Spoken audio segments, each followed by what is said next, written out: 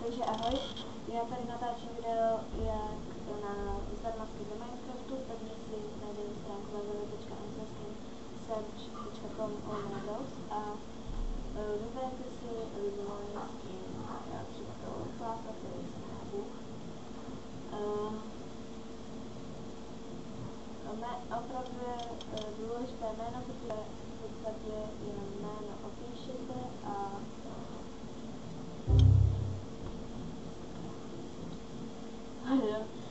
omlouvám se za ten malý obraz, mám prostě problém s tom studiem, nebo můžeme vyřešit.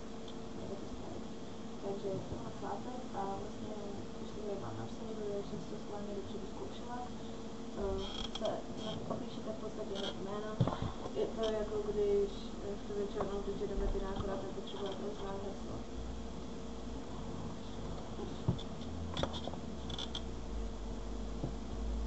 Tak a můžete vidět, to vypadá úplně přesně.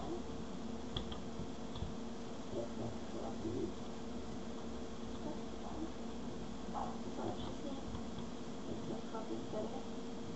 Akorát to trošku změněný, mám Braille asi ty bylo aktualizovaný, jak jsem to neaktualizovala. No to je jedno. Funguje to, někdy jsou ty skiny takhle pozměněný, někdy vám jdou, někdy nejdou vůbec, třeba teď volku, na který jsem to už měla zkoušený, ale tohle je snad 10. pokus, protože vždycky někdo přišel a něco řekl a tak to jsem to vždycky vypínala a vlastně ta holka vlastně celou dobu šla a pak najednou nic.